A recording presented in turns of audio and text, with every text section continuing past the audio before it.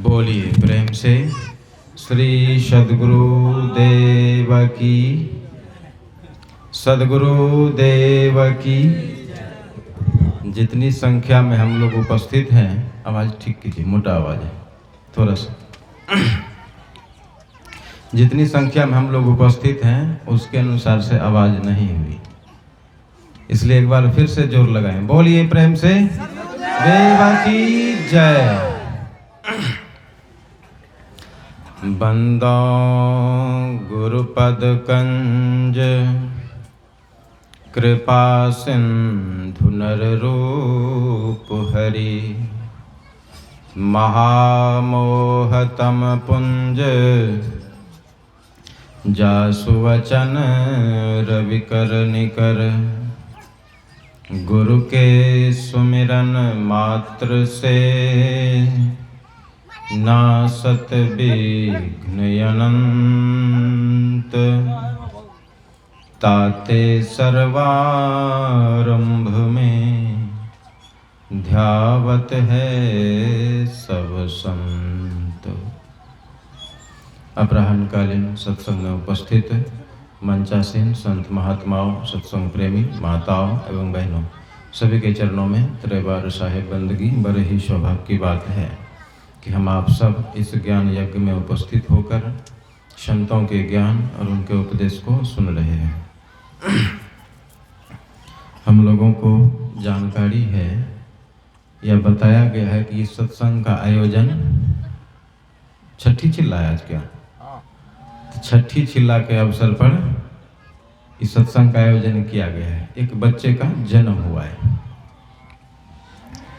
तो संसार में ये तो चक्र लगा हुआ ही है, कोई जन्मता है कोई मरता है। ये कब छूटेगा ठिकाना नहीं है, लेकिन ये जन्म और मरण लगा हुआ है। कोई जन्म लेता है तो बड़ी खुशी होती है, आनंद होता है, नहीं होता है? और खुशी ही नहीं, जन्म लिया तो एक व्यक्ति भी बढ़ गया, एक व्यक्ति बढ़ गया। एक व्यक्ति जब बढ़ गया तो ताकत भी बढ़ गई, सामर्थ्य भी बढ़ गया, ज्यादा कुछ कर पाएंगे क्योंकि एक व्यक्ति बढ़ गया है। और जब कोई मरता है एक व्यक्ति घट जाता है। क्या होता है? एक व्यक्ति घट जाता है, और घट गया तो ताकत भी कम हो गई, शक्ति भी कम हो गई, समाज में एक व्यक्ति कम हो गया। तो ये संबंध है जन्म और मरण का। तो जन्म हुआ तो बड़ी खुशी की बात है, सुने कि लड़का का जन्म हुआ है, तो इसमें और खुशी की बात है। कहता है लोग सब कि लड़का हुआ है तो अच्छी बात है, लेकिन नहीं, लड़की हो या लड़का, कोई जन्म ले खुशी होनी चाहिए। क्योंकि यदि सिर्फ लड़का ही लड़का होगा तो सृष्टि रुक जाएगी, लड़की ही लड़की हो तो सृष्टि उसमें भी रुक जाएगी। तो दोनों होना अनिवार्य है। इसलिए लड़की हो या लड़का, दोनों में खुशी महसूस करना चाहिए। तो हम सब ध्यान दें, ये बच्चे का जन्म हुआ है, जन्म से पहले ये बच्चा कहाँ था है पता? एक बार की बात है, स्वामी विवेकानंद अमेरिका में थे। अमेरिका में थे तो वहां के लोगों ने पूछा आप किस देश से आए हैं? तो इन्होंने कहा मैं भारत से आया हूं। बता दिए। तो इनके मन में सवाल हुआ, जब इन्होंने हमको पूछा है तो मैं भी इनको पूछता हूं कि नहीं। स्वाभाविक बात है, जब कोई पूछता है तो उसको भी पूछने का अधिकार बन जाता है। तो इन्होंने पूछ दिया है तुम कहाँ के हो? तो उन्होंने कहा अमेरिका के हैं। तो फिर पूछ दिया अमेरिका में कब से हो? कहा जब से जन्म लिए हैं। अच्छा, जब से जन्म लियो तब से अमेरिका में हो, और जन्म के पहले तुम कहाँ था? कहा ये तो हाँ, जन्म जब तक नहीं हुआ था तब तक माँ के पेट के गर्भ में थे। अच्छा, उसके पहले तुम कहाँ था? जब गर्भ में नहीं था उसके पहले तुम कहाँ था? कहा ये पता हमको नहीं है। तो ये बात है, जन्म के पहले कहाँ थे, माँ के गर्भ से पहले कहाँ थे, इसका ख्याल करना चाहिए। ये सत्संग बताता है कि जन्म के पहले, माँ के गर्भ के पहले तू कहाँ था, उसका पता लगाओ। उसका पता लगा लोगे तो तेरा कल्याण हो जाएगा। अभी जन्म के पहले तू कहाँ था कोई पता नहीं, जन्म के पहले किसका था वो भी पता नहीं है। न सीताराम बाबू का था, ना और किसी का था। जन्म के पहले वो किसी का था, किसी का नहीं था। जन्म लिया जिस घर में, जिस माँ की कोख से, उस माँ का वो बेटा हो गया। उसके पहले तुम्हारा बेटा क्यों नहीं था? जन्म लिया आपके आगे, कहते मेरा बेटा है। अच्छी बात है, आपके गर्भ से जन्म लिया है तो आपका बेटा है, लेकिन कब तक है? एक किताब पढ़ रहे थे, उसमें उन्होंने लिखा कि कोई भी पुत्र या पुत्री जन्म लेता है तो ये मत समझना कि ये तेरा बेटा बेटी है। ये समझना कि तुम्हें भगवान ने, परमात्मा ने, गुरु ने अवसर दिया है सेवा करने का। नहीं देखते हैं ना, कितने बांझ ही चले जाते हैं, नहीं चले जाते हैं, गर्भ में बच्चा ही नहीं आता है, ऐसे चले जाते हैं। तो ये प्रकृति की कृपा है कि आपके यहाँ जन्म लिया है, आप उसकी सेवा करें, तन से, मन से, धन से, सब प्रकार से। तब जाकर के आप उस बच्चे के हकदार बनेंगे। नहीं तो जन्म तो बहुत लेते हैं, जन्म बहुत लेते हैं, लेकिन जन्म लेकर के, पढ़ लिख करके भी दारू पीते हैं, गांजा पीते हैं, शराब, मांस, क्या नहीं करते हैं। अब गांजा का परिणाम तो आप देख ही रहे हैं। गांजा का परिणाम मैं बता देता हूँ, नाम भी ले सकता हूँ उसका, लेकिन नहीं लेना चाहिए, आप समझ जाएंगे। उसका ऑपरेशन भी हुआ है। ये गांजा का परिणाम है। क्या परिणाम है? ये गांजा का परिणाम है, खैनी का परिणाम है।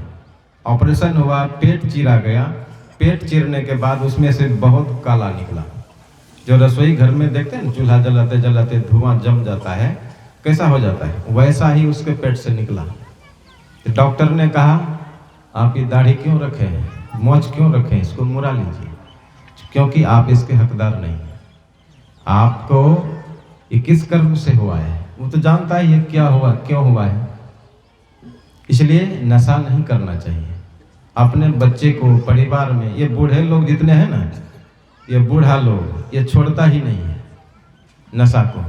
एक लड़का था जो हमसे बराबर मिलता है, उसको मैं बार बार कहता था, इधर देखिए इधर, उसको मैं बार बार कहता था कि खैनी छोड़ दो, नहीं छोड़ता था। यही 10-20 दिन होता है, उसका एक दांत टूट गया। कहा कि खैनी से नुकसान हुआ हमको तो हम खैनी छोड़ देंगे।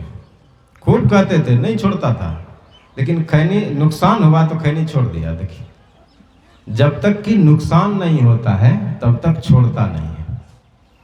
छोड़ने से पहले, नुकसान होने से पहले छोड़ दो तो नुकसान होना बच जाएगा, नुकसान नहीं होगा। लेकिन समझता नहीं है। सत्संग के लोग या सत्संगी लोग, संत महात्मा लोग रात दिन चेताते हैं कि नशा न करो, किसी प्रकार का दुर्व्यसन न करो। क्यों कहते हैं? क्या जरूरत है? आप हमारा कौन है? कोई है क्या? या हम ही आपके हैं क्या? कोई नहीं है। क्या जरूरत है ये कहने की? कोई जरूरत है? लेकिन क्यों कहते हैं? इसलिए कि आप उस चीज को जानते नहीं, हम जानते हैं क्या परिणाम होने वाला है। महात्माओं की ये दया है कि वो बताते हैं कि किसी प्रकार का नशा ना करो। पुरजोर से महर्षि महिपरमल जी महाराज ने क्या कहा है? सत्संग नित और ध्यान नित रहिए करत संलग्न हो। अब व्यभिचार, चोरी, नशा, हिंसा, झूठ तजना चाहिए। बच्चे को हटाइए यहाँ से, बच्चे को हटाइए, फिर रोएगा, उसको हटाना दीजिए वहाँ। तो हम क्या कह रहे थे कि नशा नहीं करना चाहिए। महर्षि महिपरमल जी महाराज की वाणी को सुने। उन्होंने क्या? सत्संग नित और ध्यान नित रहिए करत संलग्न हो। अब व्यभिचार, चोरी, नशा, हिंसा, झूठ तजना चाहिए। ये नहीं कह रहे हैं कि जबरदस्ती तुम छोड़ दो, ऐसी बात नहीं है।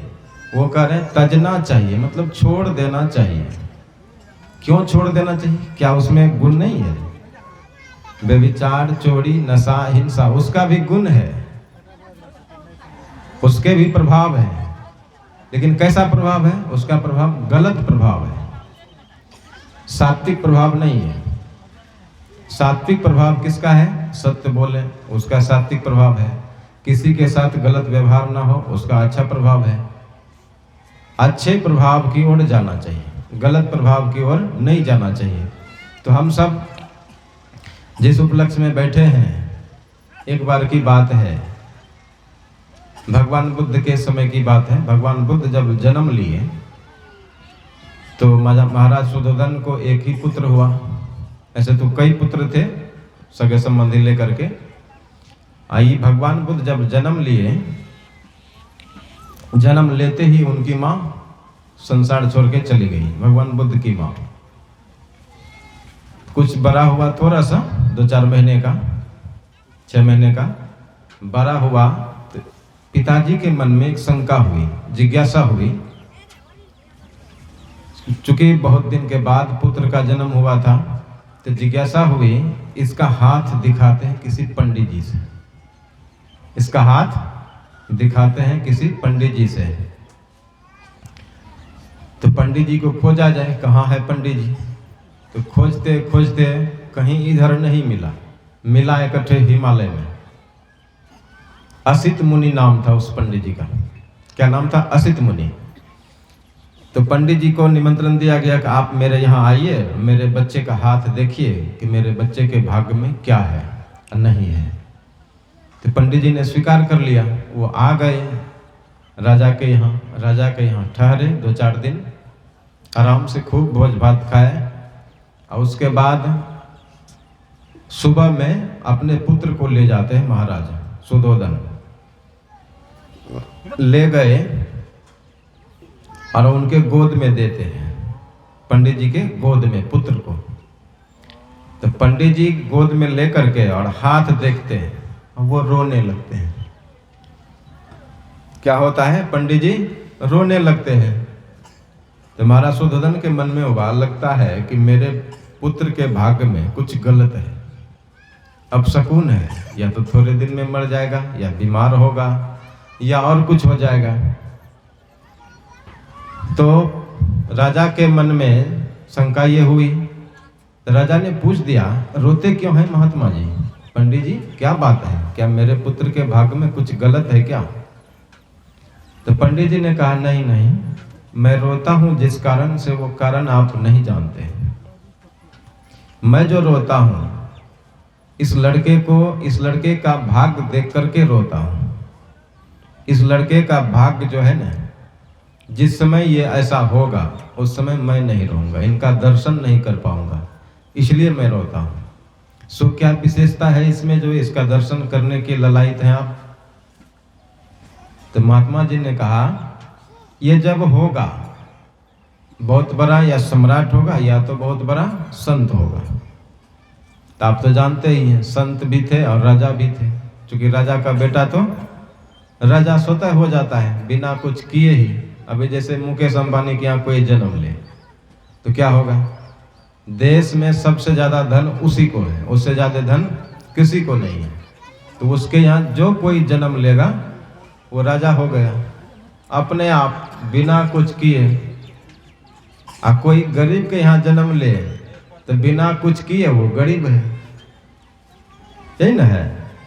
तो राजा के मन में जो जिज्ञासा हुई, महात्मा जी ने जो कहा, क्या कहा कि जिस समय ये संत या राजा होगा उस समय मैं नहीं रहूंगा, मैं दर्शन इनका नहीं कर पाऊंगा। क्योंकि महात्मा जी की आयु 80 पार। तो कितना दिन जीवित रहेगा वो?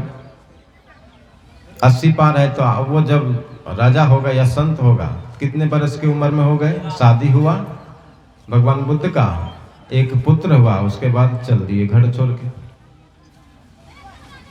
तो भगवान बुद्ध जब जन्म लिए, जब ये पता चल गया उनके पिता को, महाराज सुधोधन को, तो क्या की व्यवस्था की उन्होंने? पता तो चल गया, या तो संत होगा या बहुत बड़ा सम्राट होगा। तो राजा के मन में जिज्ञासा हुई, है तो सम्राट नहीं होगा, ये सम्राट नहीं होगा या होगा संत, ये विश्वास हो गया। तो व्यवस्था क्या किए, उसके लिए अब चार दीवारी यानी बाउंड्री बनाए। अब बाउंड्री बनाने के बाद उसके अंदर सारी व्यवस्था, दुनिया की सारी व्यवस्थाएं, किसी बूढ़े का दर्शन नहीं होने दिया, किसी बीमार का दर्शन नहीं होने दिया, कोई मर जाए उसका भी दर्शन नहीं होने दिया। मतलब किसी भी प्रकार का संसार का ज्ञान नहीं होने देना है। कि कोई बूढ़ा होता है ये भी ज्ञान नहीं होने देना, कोई बीमार पड़ता है ये भी ज्ञान नहीं होने देना है। देखिए क्या व्यवस्था उनके पिताजी ने अपने पुत्र के लिए कर रहा है। ये सारी व्यवस्था क्यों है, इसलिए कि ये संत न हो जाए, बैरागी न हो जाए, त्यागी न हो जाए। अभी हम लोग क्या व्यवस्था करते हैं, मेरा बेटा बैरागी ना हो, मेरा बेटा त्यागी ना हो, मेरा बेटा घर छोड़ के ना भाग जाए। क्यों करते हैं, एक के वो बेटा है, दुबे को बेटा है, तीने बेटा है, तीन में से एक को ऐसा नहीं हो, ऐसा करते हैं। ऐसी सोच है हम सबकी, लेकिन ऐसा नहीं करना चाहिए। ऐसा इसलिए नहीं करना चाहिए, भगवान बुद्ध के संबंध में आप सुन रहे हैं ना कि उन्होंने सारी व्यवस्था की है, लेकिन सूर्य को कब तक आप ढक के रख सकते हैं। भगवान बुद्ध सूर्य के भांति है, पूरी दुनिया को वो प्रकाश दिए हैं। उन्होंने कहा है बैर से बैर का नाश नहीं होता। क्या कहा है, बैर से बैर का नाश नहीं होता है। मतलब झगड़ा कर रहे हैं तो झगड़ा करोगे झगड़ा खत्म होगा, ऐसी बात नहीं है। झगड़ा कर रहा है तो बिना झगड़ा वाली व्यवस्था करो, झगड़ा खत्म होगा। भगवान बुद्ध का ये शब्द है। का मन सभी कर्मों का अगवा है। भगवान बुद्ध ने कहा मन सभी कर्मों का अगवा है, किसी को दुख ना दो। भगवान बुद्ध की कथा है। तो हम सबको ध्यान देना है, समझना है कि ये जीवन जो है थोड़े दिन के लिए मिला है। ये जो बच्चे का जन्म हुआ है तो खुशी होनी चाहिए, ऐसी बात नहीं खुशी नहीं होनी चाहिए, लेकिन ये बच्चा क्या होगा कोई नहीं कह सकता है। उस समय तो भगवान बुद्ध के संबंध में बता दिए, या तो ये सम्राट होगा या तो संत होगा। तो दो में से कोई एक तो हो ही गया, ऐसे तो दोनों हो गया। वो राजा तो पहले से था ही, संत उसकी उपलब्धि है। ऐसा क्यों हो गया, राजा जो होता है सभी तरह से परिपूर्ण होता है, धन की कमी नहीं, तो धन के लिए क्यों मन भागेगा, भागेगा। परिवार बड़ा है, परिवार के लिए भी क्यों भागेगा। राजशाही व्यवस्था है, उसमें किसी चीज की कमी है नहीं, तो कहीं मन भागने की बात ही नहीं है। लेकिन इस सब व्यवस्था को देख करके भगवान बुद्ध को चैन से नहीं रहा गया। वो तो खोजते रहा, अरे ये सब कुछ कर रहे हैं, सुख नहीं मिल रहा है, शांति नहीं मिल रहा है। जब उस चार दीवारी से बाहर हुए ना भगवान बुद्ध, जैसे बाहर होते हैं, आज्ञा लिए पिताजी से, आज्ञा तो मिल गई, अपने सारथी के साथ बाहर गए घूमने के लिए। जब घूमने के लिए गए तो जैसे गेट से बाहर होते हैं तो कुछ दूर जाने के बाद दिखाई दे देता है सन्यासी। फिर आगे बढ़ते हैं तो दिखाई दे देता है रोगी। फिर आगे बढ़ते हैं तो दिखाई दे देता है कोई मर गया है, चार कंधे पर लेके जा रहा है। तो आगे जब बढ़े अपने गेट से कुछ दूर तो सन्यासी का दर्शन हुआ। तो अपने सारथी से पूछा ये कौन है, लाल वस्त्रधारी है, ये ऐसा क्यों है। कहा झूठ बोलने की आज्ञा नहीं है। कैसे झूठ बोलो, मैं झूठ नहीं बोल सकता, ये सन्यासी है, संसार में से दुख दिखाई देता है, इस दुख से बचने के लिए सन्यासी हो गया है। कहा चलो मैं भी सन्यासी हो गया। फिर जो दूसरा देखा था कि मर गया है कोई, चार कंधे पे ले जा रहा है, ये कौन है। कहा किसी गांव में किसी व्यक्ति की मृत्यु हो गई है, मर गया है तो उसको शमशान घाट ले जा रहा है। शमशान घाट ले जा रहा है, चार व्यक्ति मिल करके पीछे से कहते जा रहा है राम नाम सत्य है, सबका यही गत है। कहा सब व्यक्ति की मृत्यु होने वाली है, कोई जीवित नहीं रहने वाला है।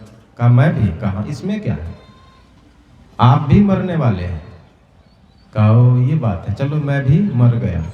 देखिए क्या हो रहा है, जब सन्यासी देखा पहले तो सन्यासी हो गया तुरंत, कोई देखा मरा हुआ तो कहा मैं भी मर गया तुरंत, देरी नहीं। यहाँ तो कितने ले गए हैं, कितना जिलेबी या पूरी खूब खाए हैं, नहीं खाए हैं, और फिर भी जगता है मन कि हम भी मरने वाले हैं, हमारा भी कोई जिलेबी पूरी खाने वाला है। एक को बार नहीं होता है। क्यों नहीं होता है? कि गहन अज्ञान है। अज्ञान इतना है कि वो छटता नहीं है, वो हटता नहीं है, ना छटता है ना हटता है। क्यों नहीं होता ऐसा? कि जहां हम रहते हैं वहां भी ऐसे ही लोग हैं, वहां भी वही लोग हैं। जैसे कोई खैनी खाता है, जो नहीं खाता है तो वो भी धीरे धीरे खाने लगता है, क्योंकि संगति वैसी होती है। इसलिए हम सबको ध्यान देना है, समझना है। अब फिर जो बूढ़ा देखा लाठी लेके जा रहा है, कहा ये क्या है, कहाँ ये आदमी बूढ़ा हो गया है, ये जो है ना लाठी के सहारे चलता है, कुछ दिन में इसका भी वृंदावन बिहारी लाल होने वाला है, कोई बचाने वाला नहीं है। तो भगवान बुद्ध ने कहा आदमी बूढ़ा भी होता है, चलो मैं भी बूढ़ा हो गया। देखिए दूसरे को देख रहा है, अपने को ले रहा है, ऐसा है? ऐसा संसार में नहीं है। इसलिए जो दूसरे पे घट रहा है वो स्वयं पे भी घटने वाला है। ये भगवान बुद्ध की शिक्षा है, कितनी बड़ी शिक्षा है। बौद्ध धर्म इस देश में जन्म लिया, लेकिन इसी देश से खत्म है। इस देश में बौद्ध धर्म है नहीं है, लेकिन उनका भगवान बुद्ध का जो एक बार गए थे हम, गया जिला, साहब जी और हम दोनों मिल के गए थे, वहाँ पर जो गए बड़ा मजा आया। वहाँ पर हर वक्त ध्वनि होते रहता है। क्या होता है? बुद्धं शरणं गच्छामि, संघं शरणं गच्छामि। एक वाक्य और है, धम्मं शरणं गच्छामि, मतलब बुद्धं शरणं गच्छामि। बुद्ध का मतलब गुरु, ज्ञान, ज्ञान के शरण आ जाए। धम्मं शरणं गच्छामि, धर्म के शरण आ जाए। तो ये 3 तरह के शरण में आने की जरूरत है सबको। भगवान बुद्ध आज से 2500 वर्ष पहले कहा है, 2500 वर्ष पहले। वो वृक्ष अभी तक वहां विद्यमान है। जिस जगह पर भगवान बुद्ध को ज्ञान की प्राप्ति हुई, हम सब जो कहते हैं परमात्मा की प्राप्ति हुई, और जो भाषा है मोक्ष की प्राप्ति हुई, निर्वाण की प्राप्ति हुई, वो वृक्ष वहाँ पर अभी तक है। 2500 वर्षों से सरकार अपनी व्यवस्था में रख करके उसको ठीक ठाक रखता है।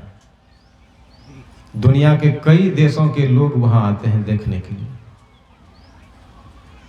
यह स्थल ऐसा है, वहाँ पर गए हम लोग भी ध्यान करने के लिए बैठ गए तो मन लग गया। अब देखिए कैसा स्थल है, कुप्पा घाट है ना, और अभिलाष साहेब जी का इलाहाबाद, प्रयागराज, ये 2 जगह 3 जगह जो है ना बिल्कुल पवित्र है। यहाँ पर जाकर के आप बैठ जाइए, ध्यान करने लग जाएगा। तो जगह का प्रभाव है, जगह का प्रभाव है, महत्व है। इसलिए आप देख रहे हैं जहाँ जहाँ बड़े बड़े ऋषि हुए उस जगह का नाम पड़ गया है। कहलगांव कोहल ऋषि के नाम से, कश्मीर कश्यप ऋषि के नाम से। कैसे? कश्यप ऋषि बहुत मजबूत ऋषि थे, पावरफुल ऋषि थे। तो ये सब है बुद्ध भगवान का, तो देख ही रहे सामने ही है। तो हम सबको ध्यान देना है, समझना है। ये बच्चे का जो जन्म हुआ है अच्छा हुआ है। ये बच्चा भविष्य में क्या होगा हम भी नहीं कह सकते, क्योंकि हम भी पंडित जी तो नहीं है ना हाथ देखने वाला है।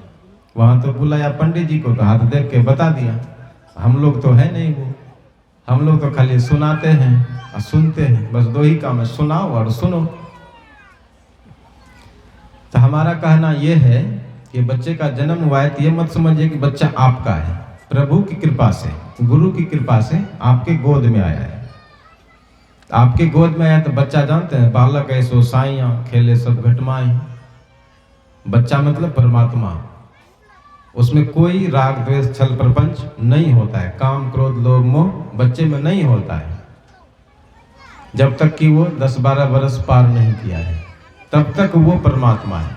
और उसके बाद तो फिर अपना मन होता है, बुद्धि होती है, तब फिर वो अपने में आता है। लेकिन जब तक वो बच्चा है, आपके गोद में है, जब तक दूध पीता है तब तक वह परमात्मा है, तब तक वह बच्चा परमात्मा है। इस भाव से उस बच्चे की सेवा करें कि परमात्मा मेरी गोद में आया है। तो आपको जो सुख अभी मिल रहा है बच्चे से, उससे कई गुना सुख और मिलने लगेगा, क्योंकि भावना आपकी भी पवित्र हो जाएगी।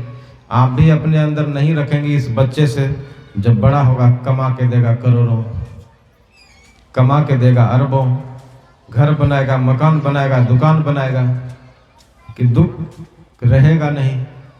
ये भावना जो रखते हैं ना, ये भावना नहीं रखनी। भावना ये रखनी है कि ये बच्चा हमारे गोद में परमात्मा की कृपा से परमात्मा ही आए। ये ऊंची भावना है। इस भावना के साथ बच्चे की सेवा करें।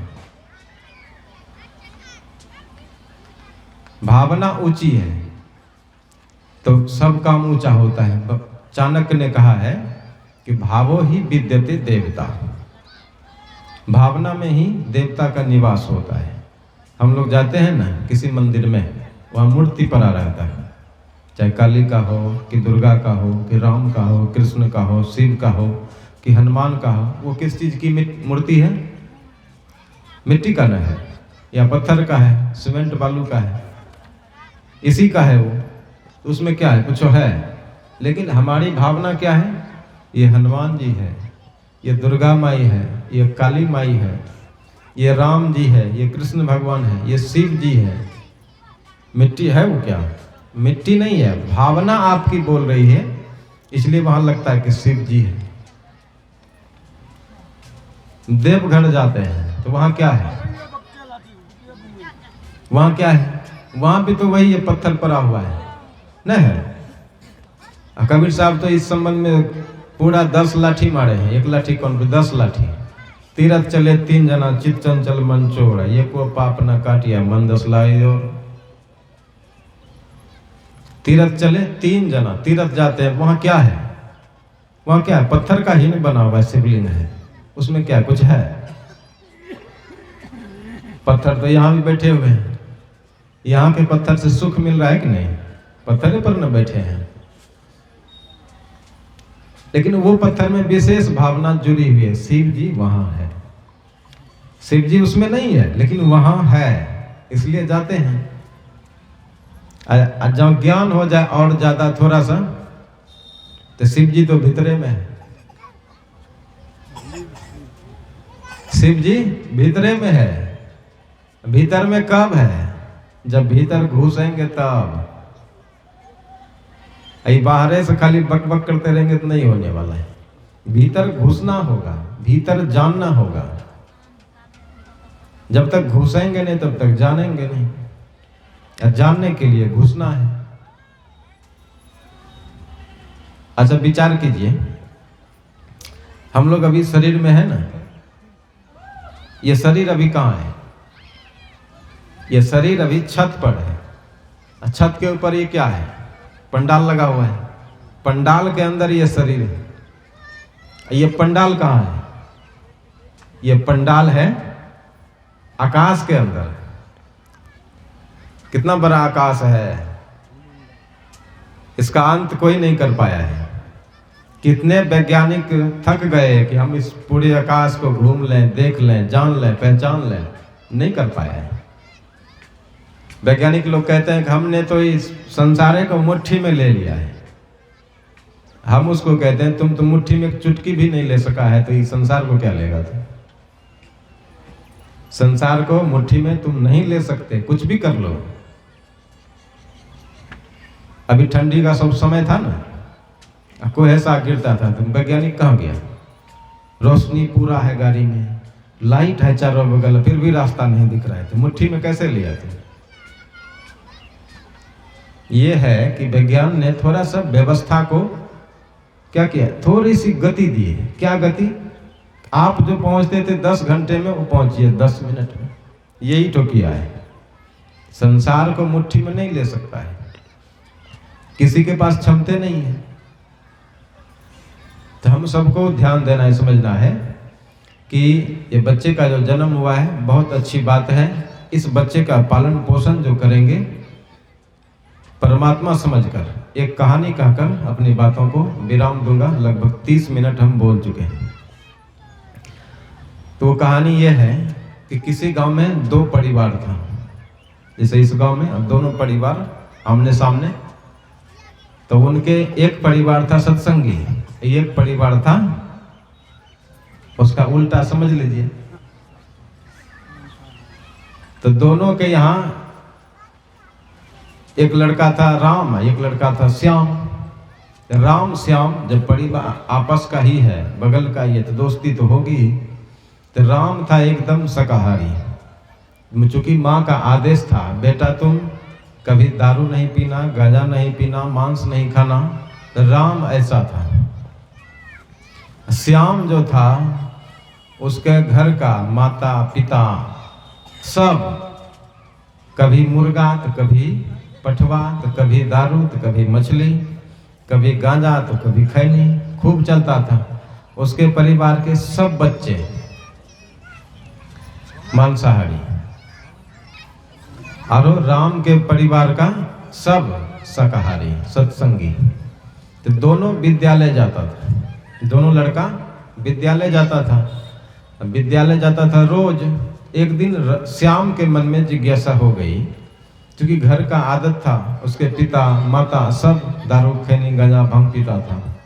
तो देखौसी लग गया कि पिताजी क्यों पीता है, क्यों खाता है, जरा हम भी टेस्ट करें, क्या इसमें मस्ती है कि। जब जिज्ञासा हो गई तो उसने विचार किया कहाँ पर ये प्रोग्राम किया जाए, कोई जगह तो होना चाहिए ना, तभी होगा। जो गांव में करेंगे तो कोई पकड़ ही लेगा। तो सबसे अच्छी व्यवस्था है विद्यालय के पीछे में, क्योंकि जिस विद्यालय में पढ़ने जाता था उसके पीछे तो बहुत बड़ा जंगल था, तो वो उसी में वो व्यवस्था बनाया। तो श्याम ने सारी व्यवस्था ले ली। क्या किया, मांस भी ले लिया पका हुआ, कहीं से ऊपर कर लिया, बोतल भी कहीं से ऊपर कर लिया, और उसके साथ में जो जलपान दालमट मुढ़ी तो उस समय भी था, भले प्लास्टिक वाला गिलास नहीं था। प्लास्टिक वाला गिलास तो ये हाल का चीज है। तो ये सारी व्यवस्था अपने साथ में ले लिया, और राम और श्याम दोनों मिलकर के विद्यालय चला गया। किसी कोने में इस व्यवस्था को रख दिया, ये जो बोतल उतल था सबको रख दिया, उधर पढ़ाई करना शुरू। तो जब टिफिन का समय हुआ, तो टिफिन हुआ, तो दोनों ने विचार किया आज हमको मस्ती करना है, मौज मस्ती करना है। तो राम को मनाया, राम मान गया, चलो आज मौज मस्ती करना है, बहुत दिन हो गया है, कभी खेल कूद नहीं किए हैं, खाए पिए नहीं है। तो वो भी मान गया, कहा टिफिने में भाग जाना है। टिफिन में वो लड़का गया, भाग, दोनों भाग गया, सब कुछ लेके भागा, इन्हें विद्यालय में कुछ छोड़ा, बढ़िया बिस्तर किताब उताब सब लेकर के फिरार चला गया विद्यालय के पीछे। विद्यालय से लगभग 1000 फीट दूर चला गया। वहां जाकर के अपना जाजिम बिछाया, सब कुछ निकाला, मांस भी निकाला, मुढ़ी भी निकाला, बोतल भी निकाला, सब बिछा रख दिया बिस्तर पर। और गिलास भी स्टील का, स्टील तो बहुत दिन से है, निकाला, दोनों में भर दिया, दोनों में भर दिया। कहा मुढ़ी और दालमट खाइए दोस्त, तो मुढ़ी दालमट तो खा लिया। कहा ये क्या है, ये जो लाल लाल है, देखने में तो लगता है एकदम गुद्देदार। कहा ये मांस है और ये भी खाना है। कहा हाँ ये भी खाना है। ये गिलास में क्या है, कहा ये पानी है, ये पानी है, ये पानी पिएंगे तब मस्ती आएगी, ऐसे नहीं आएगा। कहा ये पानी है, इस पानी के संबंध में बताइए, और वो जो गुद्दादार है लाल लाल दिखता है उसके संबंध में भी बताइए। कहा ये पानी नहीं है, ये शराब है, और ये जो गुद्दादार है लाल लाल ये मांस है। कहा ये भी खाएंगे, कल के ये भी खाएंगे। कहा हाँ ये भी खाना पड़ेगा। तो राम ने कहा नहीं नहीं नहीं, मेरी माता ने कहा है, मेरी माँ ने मुझसे कहा है कि बेटा कभी मांस नहीं पीना, मांस नहीं खाना। कहा क्यों? कहा मांस खाओगे तो लीवर की जो शक्ति है पचाने की वो कम हो जाएगी, मजबूत नहीं बनोगे। क्योंकि मांस खाने के बाद वो पचता नहीं है। क्यों नहीं पचता है? वो इसलिए नहीं पचता है कि मांस पचाने, एक तो शरीर या मांस ही है ना, ये शरीर जो है क्या है, मनुष्य का शरीर, ये भी मांस का ही लोथरा है और कुछ नहीं है। इसमें मांस डालेंगे तो पचेगा? नहीं पचेगा। जैसे देख लीजिए डीजल इंजन, इंजन किस चीज़ का है? लोहे का है, और उसमें डालते क्या है? डीजल। दोनों में कितना अंतर है? तब वो इंजन ने डीजल को खत्म करता है, उससे काम होता है। तो ऐसे ही यह शरीर है, यह शरीर मिट्टी का है, मिट्टी का है। इसमें मिट्टी डालेंगे, अपने उपजाया हुआ, किसी की हत्या किया हुआ तब तो गड़बड़ है। हत्या करके ही मांस प्राप्त होता है, ऐसे नहीं होता है। तो कहा कि मेरी माँ ने कहा कि मांस नहीं खाना, तो मांस तो हम नहीं खा सकते। कहा कि ये शराब का, मेरी माँ ने कहा शराब भी नहीं पीना, शराब पियोगे तो सब चीज नाश हो जाएगा, तुम आदमी नहीं रहोगे, तुम बन जाओगे एकदम बंदर, कुत्ता, बिल्ली, उस श्रेणी में आ जाओगे। कहा मेरी माँ ने कहा है। कहा दोस्त यदि ये नहीं खाएंगे तो मस्ती कैसे आएगी, आज आपको खाना ही होगा। तो दोस्त ने कहा मैं नहीं खा सकता, मैं अपनी माँ की आज्ञा का उल्लंघन नहीं कर सकता, मेरी माँ ने जो कहा है वो उस पर मैं अटल रहूंगा। कहा दोस्त तब आज दिन से दोस्ती खत्म हो जाएगी। तो राम ने कहा कोई बात नहीं है, मैं अपने सिद्धांत से समझौता, मैं अपनी माँ की आज्ञा का उल्लंघन नहीं कर सकता। कहा दोस्ती खत्म हो जाएगी, कोई बात नहीं है, टूट जाए दोस्ती। कहा ठीक है, आज दिन से दोस्ती खत्म। तो राम चला गया पूरब, श्याम चला गया पश्चिम, दोनों दो दिशा में चला गया। उस दिन से फिर कभी नहीं मिला। लेकिन राम तो पढ़ते रहा, क्योंकि माँ की आज्ञा का पालन किया। माँ भी गुणवती थी, वो भी जानती थी कि मांस नहीं खाना है, शराब नहीं पीना है, किसी को सलाह भी नहीं देना है कि मांस खाओ और शराब पियो, कमजोर हो गए हो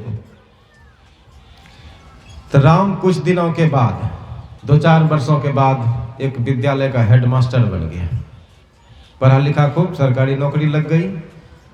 और कुछ दिनों के बाद इस श्याम को भी 2-4 बाल बच्चे हो गए, क्योंकि जाएगा कहाँ, संसार में तो आना ही है।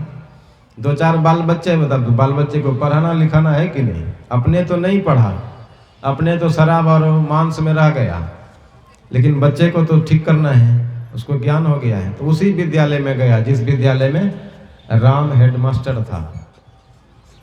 तो वहाँ गया अपने बच्चे का नाम लिखाने के लिए।